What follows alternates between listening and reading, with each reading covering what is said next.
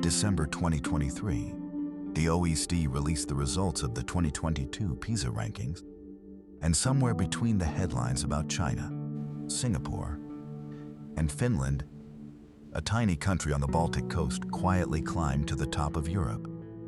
Estonia, population, barely 1.3 million people, smaller than many cities most people have never heard of. Yet in mathematics, science, and reading, Estonian students outperformed nearly the entire Western world. Germany, Britain, the United States, even Finland. But the real irony lies in that last name. For years, Finland was treated like the untouchable blueprint of modern education. The forests, the freedom, the famous happy childhood. Meanwhile, just across the Baltic Sea, Estonia watched quietly. No mythology, no global obsession, no viral documentary celebrating the Estonian way. Just a cold, post-Soviet country producing unusually disciplined children inside one of the most digitally advanced school systems on Earth. But beneath the rankings and efficiency, there's another story hiding underneath this system. Because Estonia may have solved modern education academically, while quietly creating children who are expected to manage themselves like adults far too early. Winter mornings in Tallinn begin in darkness. At 7 a.m., trams cut through snow-covered streets while students move silently through the cold carrying backpacks and glowing laptops.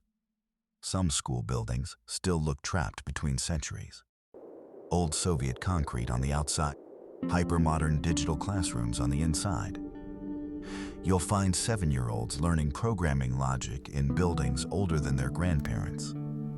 To understand how this happened, you have to look back to 1991, when Estonia broke away from the collapsing Soviet Union. The country was poor, small, and dangerously vulnerable. They had no oil wealth, no giant industries, no demographic advantage. They had to rebuild a nation from scratch in the digital age. By the year 2000, the government officially declared internet access a basic human right. Education became survival. Then came Tiger Leap. Estonia launched a massive national project to place computers in every classroom and connect every school to the internet before most of Europe had even imagined doing it. By 2001, nearly every Estonian school was online. The country digitized childhood before the rest of the world realized childhood was becoming digital. And that decision changed everything. They didn't just add screens to the classroom. They fundamentally altered how a child interacts with the concept of school. Today, almost everything inside the system is connected digitally. Homework, attendance, grades, parent communication.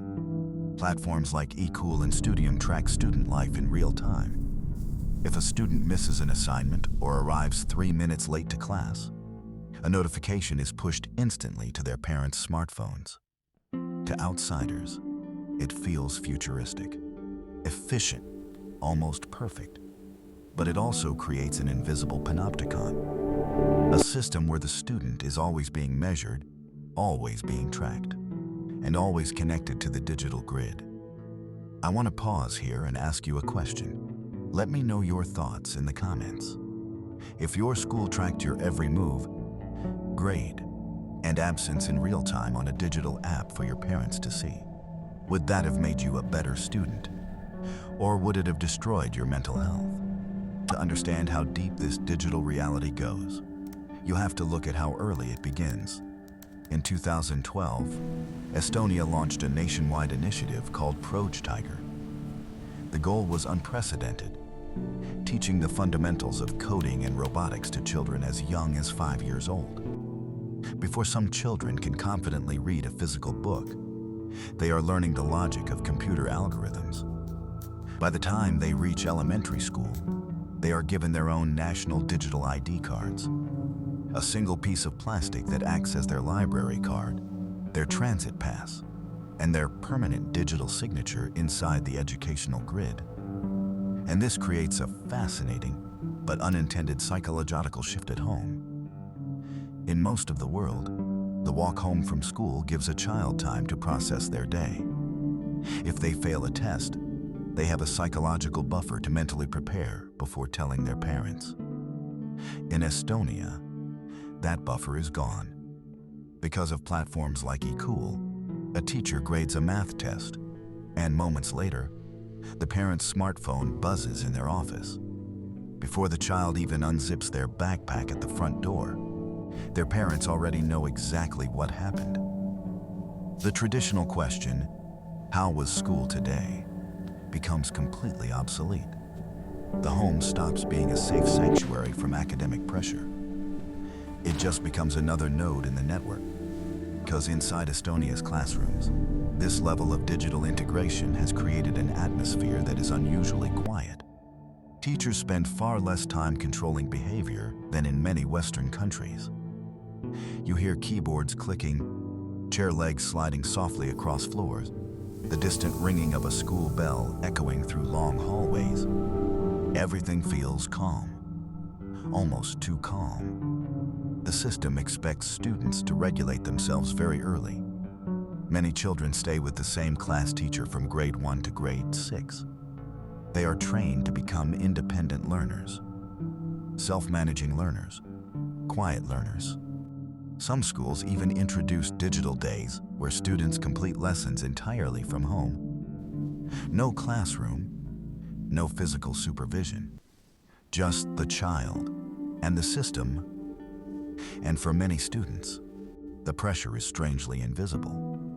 There are no screaming cram schools like South Korea, no military discipline like parts of East Asia. Instead, Estonia runs on something quieter. Expectation. Imagine being 14 years old.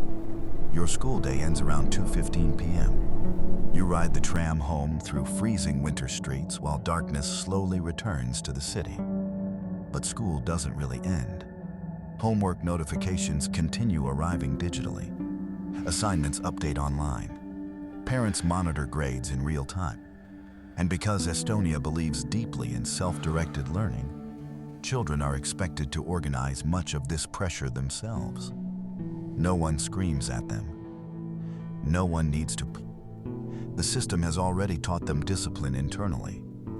But internal pressure leaves quieter scars. Studies inside Estonia have shown rising exhaustion among students. 2/3 report feeling chronically tired. Educational leaders have openly warned that extreme autonomy can become psychologically draining for children. Because eventually, constant self-management starts feeling less like freedom and more like permanent responsibility. And the irony is difficult to ignore. The same country praised for building Europe's smartest students may also be quietly producing emotionally exhausted ones. Even teachers are beginning to feel the strain. More than 1/3 of Estonia's teaching workforce is over the age of 55. Young graduates increasingly choose the private tech sector instead of classrooms. And despite the international praise, teachers warn that maintaining this level of national performance year after year comes at a psychological cost, especially in a society moving faster into digital life than almost anyone else. By 2025, Estonia began preparing another transformation. An initiative called utopia aims to integrate artificial intelligence tools directly into schools nationwide. AI-assisted learning, automated feedback, personalized educational systems at a national scale. Again, Estonia is moving ahead of much of the world, but this raises a disturbing possibility. What happens when childhood itself becomes algorithmically managed? When efficiency becomes the highest educational virtue? When children grow up inside systems designed to optimize performance from the very beginning? At night, Tallinn becomes quiet again. Apartment windows glow against the snow while students prepare for another morning. Another tram ride, another login screen, another day inside one of the most efficient education systems ever built. And maybe that's Estonia's real achievement. Not simply producing high test scores, but producing children capable of functioning quietly, independently, and efficiently inside a world becoming more digital every year. The question is whether that future still leaves room for childhood itself. If you thought this digital isolation was intense, wait until you see the chaotic, brutal reality of the exam factories in India. Make sure to subscribe to the Educational Lens so you don't miss our next documentary.